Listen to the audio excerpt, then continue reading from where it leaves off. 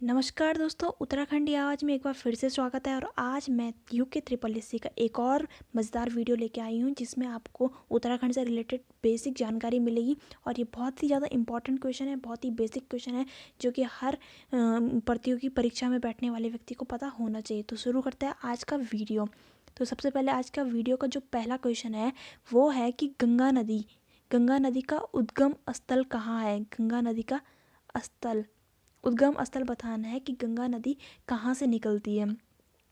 तो सबसे पहला आप ऑप्शन पढ़ लेते हैं। आपका पहला ऑप्शन है अमरकंटक से, दूसरा है गौमुख से, तीसरा है सतोपंथ हिमनद से, ये चौथा है कैलाश से। तो गंगा नदी का उद्गम स्थल हमेशा ही चर्चा का विषय रहता है और काफ़ी लोग ये नहीं जानते कि गंगा नदी आखिर निकलती कहाँ से है। काफ़ी लोग ज़्यादातर लोग जानते हैं कि कैलाश से निकलती है, कोई कहता है गौमुख से निकलती है, लेकिन गंगा नदी जो निकलती है उसको आज क्लियर करते हैं। सबसे पहले गंगा नदी का हम मैप बना देते हैं। सबसे पहले बद्रीनाथ से गंगा नदी सतोपंथ हिमनद, जो सतोपंथ हिमानी है वहाँ से निकलती है। बद्रीनाथ मैं ऐसे बता देती हूँ। बद्रीनाथ से निकलती है सबसे पहले विष्णु गंगा और दूसरी तरफ निकलती है धौली गंगा। फिर विष्णु गंगा और धौली गंगा एक जगह पर मिलती है। जहाँ पर ये दोनों नदियाँ मिलती है उसको कहते हैं विष्णु प्रयाग। जहाँ पर ये मिलती है उसको प्रयाग कहते हैं और इस जगह का नाम होता है विष्णु प्रयाग। इससे थोड़ा सा और आगे जाते हैं जब विष्णु प्रयाग, यहाँ पर मैं विष्णु प्रयाग बना लेती हूँ। ये विष्णु प्रयाग है। विष्णु प्रयाग से और आगे बहती है तो दोनों नदी क्योंकि बराबर गहरी हैं तो आगे अब अलकनंदा, उस नदी को अलकनंदा नदी कहने लग जाते हैं। थोड़ा सा और आगे बढ़ती है तो यहाँ से नंदाकिनी नदी आती है और यहाँ पर जब वो अलकनंदा से मिलती है तो उसको नंद प्रयाग कहते हैं। तो उससे थोड़ा सा और आगे जाती है क्योंकि अलकनंदा सबसे गहरी नदी है अभी तक। तो जो सबसे ज़्यादा गहरी नदी होती है उसी नदी के नाम पर पूरी नदी का नाम पड़ता है और बाकी जो नदियाँ उससे मिलती हैं उन नदियों को उसमें ही सम्मिलित कर लिया जाता है। थोड़ा सा और जब अलकनंदा आगे बढ़ती है तो यहाँ एक पिंडार नदी मिलती है और जहाँ पर ये मिलती है उसको कहते हैं कर्णप्रयाग में पिंडार नदी आके अलकनंदा से मिल जाती है। ठीक है, तो उसके आगे जब कर्णप्रयाग से थोड़ा सा और आगे बढ़ती है अलकनंदा नदी तो यहाँ पर केदारनाथ से एक नदी आती है मंदाकिनी नदी, जो कि अलकनंदा से मिलती है, जिसको कहते हैं हम रुद्रप्रयाग में क्या अलकनंदा और मंदाकिनी नदी मिलते हैं। तो उसके बाद अलकनंदा नदी आगे जाती है और दूसरी तरफ उत्तरकाशी के गंगोत्री धाम से जो गौमुख वहाँ से निकलती है भागीरथी नदी। तो भागीरथी नदी और यहाँ से अलकनंदा नदी ये दोनों मिलती हैं देवप्रयाग में। तो देवप्रयाग में मिलती है तो इसलिए हम क्योंकि अलकनंदा से गहरी नदी जो भागीरथी और अलकनंदा मिल जाती हैं देवप्रयाग में, तो ये दोनों नदी बराबर गहरी हो जाती है और इसके आगे चलती है गंगा नदी। इसके आगे जो नदी बहती है उसको कहते हैं गंगा। तो हम मान लेते हैं कि भागीरथी नदी को ही आखिर में गंगा नदी कहते हैं, जबकि अलकनंदा नदी और भागीरथी नदी दोनों मिलती हैं तब जाके गंगा नदी मिलती है। तो क्योंकि भागीरथी नदी उत्तरकाशी के गौमुख से निकलती है तो हम सभी ये मानते हैं कि जो अलकनंदा नदी है वो गौमुख से ही निकलती है, जबकि ये दोनों नदियों का मेल होती हैं। आगे गंगा नदी यूपी में कई दूसरे नामों से जानी जाती है।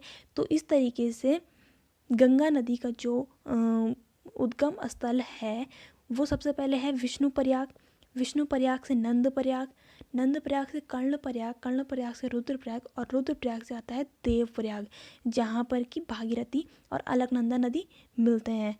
और इसी भागीरथी नदी जो गौमुख से निकलती है, भागीरथी नदी गौमुख गंगोत्री से निकलती है, उसी पर बना है हमारा टिहरी डैम।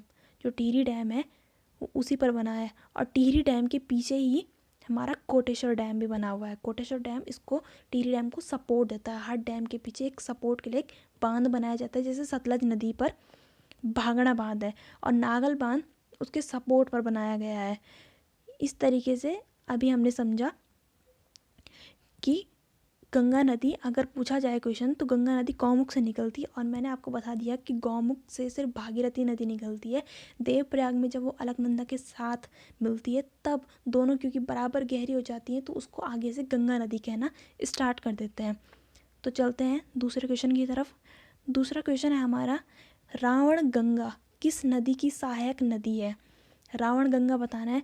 आपके ऑप्शन है नंदाकिनी, मंदाकिनी, गंगा या भागीरथी। तो इसका जो सही ऑप्शन हो जाएगा वो हो जाएगा ऑप्शन नंबर 2 मंदाकिनी। ये रुद्रप्रयाग से निकलती है, रुद्रप्रयाग में ये नदी, और रावण गंगा इसकी सहायक नदी है। चलते हैं तीसरे क्वेश्चन की तरफ। तीसरा क्वेश्चन है हमारा, बागनाथ मंदिर किस शैली से बनाया गया है? बागनाथ मंदिर बनाना है और ये भी बताना है कि बागनाथ मंदिर है कहाँ। सबसे पहले ये ऑप्शन है आपके उत्तराखंड शैली से, दूसरा है नागढ़ शैली से, तीसरा है बेसर शैली से, ये चौथा है द्रविड़। द्रविड़ ऐसे लिखा जाता है, द्रविड़ शैली से। तो हमें बताना है कि ये बागनाथ जो मंदिर है वो किस शैली से बनाया गया है। शैली एक तरीके से हम मान सकते हैं कि वास्तुकला। वास्तुकला तो ये जो शैली होती है वो 3 प्रकार की होती है, नागढ़ शैली, बेसर शैली और द्रविड़ शैली। जो उत्तराखंड में कटारमल सूर्य मंदिर है वो उत्तराखंड शैली से बनाया हुआ है, और बागनाथ जो मंदिर है वो बनाया है नागढ़ शैली से। नागढ़ शैली से 3 प्रकार की शैलियाँ होती है जो मैंने बताया है अभी, नागढ़ शैली, बेसर शैली, द्रविड़ शैली। और जो नागढ़ शैली जो बनाया गया है बागनाथ का मंदिर, ये है बागेश्वर में। उत्तराखंड का एक जिला है बागेश्वर, वहाँ है बागनाथ मंदिर जो कि नागढ़ शैली से बना है। तो चलते हैं नेक्स्ट क्वेश्चन की तरफ। नेक्स्ट क्वेश्चन है, पैया ताल, बिस्तरी ताल व बनिया कुंड उत्तराखंड के किस जिले में है? बताना है, क्योंकि उत्तराखंड में नैनीताल में भी बहुत सारे ताल हैं और कुंड भी बहुत सारे हैं उत्तराखंड में। तो बताना है कि पैया ताल, बिस्तरी ताल व बनिया कुंड किस जिले में। तो आपके ऑप्शन है चमोली में, पौड़ी में, टिहरी में या रुद्रप्रयाग में। तो हमें बताना है रुद्रप्रयाग। रुद्रप्रयाग। तो बताना है कि पैया ताल, बिस्तरी ताल और बनिया कुंड उत्तराखंड के किस जिले में है। तो ज़्यादातर ताल, कुंड, बुग्याल ये चमोली, रुद्रप्रयाग साइड है। तो इस जो पैया ताल और बिस्तरी ताल और बनिया कुंड है वो हमारे रुद्रप्रयाग में है। चलते हैं नेक्स्ट क्वेश्चन की तरफ। तो नेक्स्ट क्वेश्चन है हमारा, पत्थर। पत्थर ऐसे लिखते हैं, पत्थर बोलते हैं। पत्थर बोलते हैं ये एक पुस्तक है, ये किसकी रचना है? रचना बतानी है। तो रचना में पहले आपके ऑप्शन है हरगोविंद सिंह, दूसरा ऑप्शन है उमाशंकर सतीश, तीसरा है बाबा काशीराम, ये चौथा है देवीचंद। ये चारों ही नाम उत्तराखंड से संबंधित हैं। इसमें से बताना है कि जो पत्थर बोलते हैं ये किसकी रचना है। तो बताना है, ये इसका ऑप्शन हो जाएगा उमाशंकर सतीश।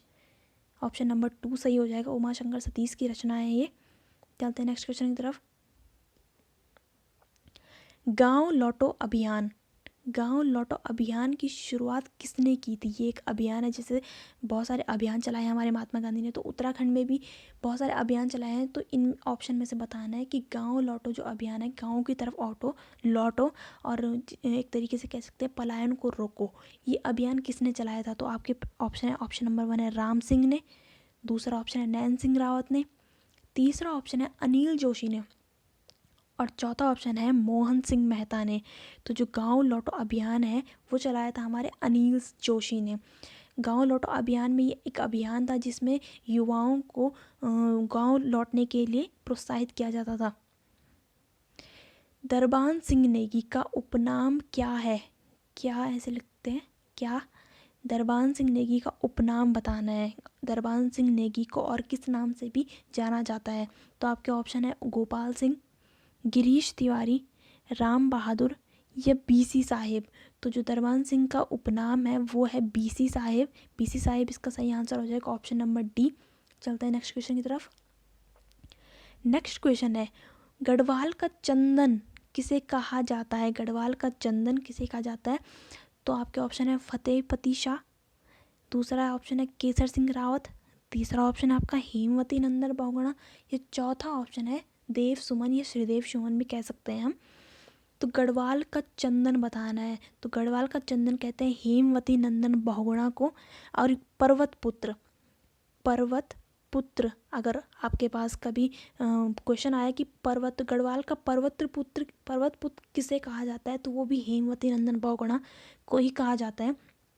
हेमवती नंदन बहुगुणा के बहुत सारे इंस्टीट्यूट हैं, बहुत सारे स्कूल कॉलेजेस हैं। ये यूपी के सीएम रह चुके हैं। ये यूपी के सीएम तब थे जब उत्तराखंड राज्य यूपी के साथ जुड़ा हुआ था। चलते हैं नेक्स्ट क्वेश्चन की तरफ।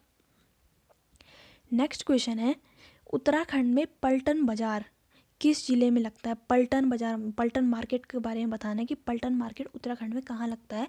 तो आपका ऑप्शन है देहरादून में, चंपावत में, पिथौरागढ़ में, या चमोली में।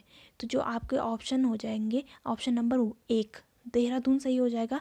उत्तराखंड में देहरादून में पलटन मार्केट लगता है। पलटन मार्केट लगता है बेसिकली ये घंटाघर है उत्तराखंड में, और घंटाघर के ठीक सामने लगता है पलटन मार्केट, जो कि आमतौर पर लगभग हर दिन खुले रहता है। तो यहाँ लगता है पलटन मार्केट, ये है घंटाघर के सामने लगता है। और अगर आए आपके पास क्वेश्चन की तिब्बतन बाज़ार कहाँ लगता है, तो तिब्बतन बाज़ार भी देहरादून में ही लगता है, पलटन मार्केट के आसपास ही।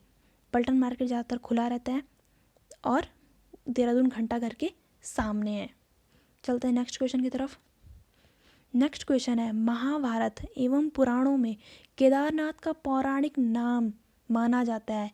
तो आपका ऑप्शन नंबर ए है स्वर्ग भूमि, इसको कहते हैं स्वर्ग भूमि।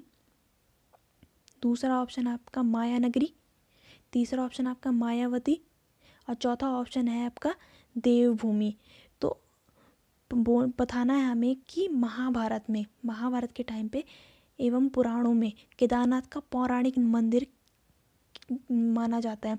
तो महाभारत में और पुराणों में केदारनाथ को स्वर्ग भूमि कहा है, स्वर्ग भूमि। ठीक है, देवभूमि भी कहा गया है क्योंकि यहाँ देव आए थे और कहते हैं कि यहीं से स्वर्ग का रास्ता है, इसलिए इसको स्वर्ग भूमि कहा है। देवभूमि इसलिए कहा जाता है क्योंकि देवों की भूमि थी, यहाँ भगवान शिव का है, भगवान विष्णु अवतरित हुए हैं, यहाँ पांडव यहाँ आए हैं, बहुत सारी जो लीलाएं हैं वो यहाँ हुई हैं, बहुत सारे युद्ध यहाँ हुए, बहुत सारे देव यहाँ आए हैं, इसलिए इसको देवभूमि भी कहा जाता है, स्वर्ग भूमि भी कहा जाता है। और एक तरीके से माया नगरी भी कहा जाता है, माया नगरी क्योंकि बहुत सारी माया हुई है, यहाँ बहुत सारी लीलाएं हुई हैं, बहुत सारे कांड हुए हैं जिनको रामायण, महाभारत और बहुत सारे जगह पुराणों पर उल्लेख मिलता है जिनका। चलते हैं नेक्स्ट क्वेश्चन की तरफ। तो नेक्स्ट क्वेश्चन है हमारा, उत्तराखंड में सूरत कवि किसे कहा जाता है? सूरत कवि बताना है। और आपके ऑप्शन है नंदन कौशिक, सुबोध उनियाल, सतपाल महाराज, ये सुदर्शन शाह। तो आपका हो जाएगा option number D, Sudarshan Shah ऐसे लिखते हैं। सुदर्शन शाह को सूरत कवि कहते हैं उत्तराखंड का। चलते हैं नेक्स्ट क्वेश्चन की तरफ। तो नेक्स्ट और आखिरी क्वेश्चन है हमारा कि उत्तराखंड की सबसे गहरी नदी कौन सी मानी जाती है? कौन सी मानी जाती है उत्तराखंड की सबसे गहरी नदी? तो सबसे गहरी नदी अलकनंदा को मानी जाती है, जैसे कि मैंने फर्स्ट क्वेश्चन में आपको कहा था कि अलकनंदा सबसे गहरी नदी है। उसके बाद धौली गंगा मिलकर आती है जहाँ पर विष्णु प्रयाग कहते हैं, उसके बाद नंदाकिनी आती है जहाँ पर नंद प्रयाग कहते हैं, उसके बाद पिंडार नदी आती है जिस पे कर्ण प्रयाग कहते हैं, और उसके बाद आती है मंदाकिनी नदी जो कि केदारनाथ से आती है मंदाकिनी, तो उसको कहते हैं रुद्रप्रयाग। तो रुद्रप्रयाग के आगे ये देवप्रयाग में यहाँ से अलकनंदा और यहाँ से भागीरथी आती है, उत्तरकाशी से भागीरथी नदी आती है और जहाँ पर मिलती है उसको कहते हैं देवप्रयाग। तो इतना बद्रीनाथ से लेकर देवप्रयाग तक जो सबसे गहरी नदी है वो अलकनंदा मानी जाती है। लेकिन जब देवप्रयाग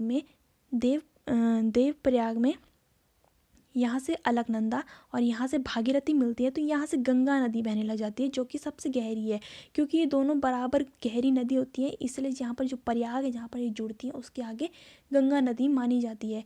तो अगर उत्तराखंड में बोला गया है तो सबसे गहरी नदी है हमारी अलकनंदा नदी सबसे गहरी है। और अगर कहा जाए कि अलकनंदा और भागीरथी कहाँ पर मिलते हैं तो देवप्रयाग पर मिलते हैं, और गंगा नदी इन दोनों के संगम से बनती है जो कि सबसे गहरी नदी मानी जाती है और राष्ट्रीय नदी भी है हमारी।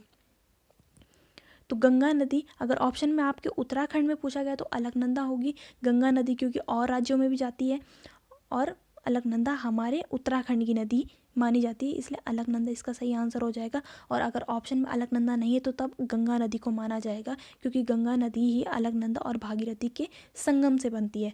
तो आज के क्वेश्चन आपको पसंद आए होंगे, आई होप। तो अगर आपको पसंद आते हैं तो पूरी वीडियो देखने के लिए धन्यवाद। और आज का आपका क्वेश्चन है, अगर आप अभी तक वीडियो देख रहे हैं तो आज का क्वेश्चन आपका है कि कुमाऊं में स्थित प्रसिद्ध बाणासुर का किला कहाँ है? बाणासुर का किला बताना है, जो कि कुमाऊं में है। तो कन्फ्यूजन ना हो इसलिए बता रही हूँ कि कुमाऊं में कहाँ है। कुमाऊं के ज़िले आपको पता होंगे तो बताना है कि कहाँ है। मैं आपको ऑप्शन दे देती हूँ, बागेश्वर, उधम सिंह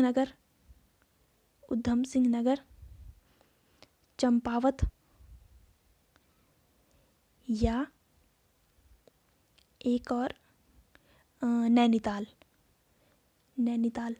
तो आपको बताना है इन चारों ऑप्शन में से कि कुमाऊं में स्थित प्रसिद्ध बाणासुर का किला कहाँ है। तो आई होप आपको पसंद आई होगी।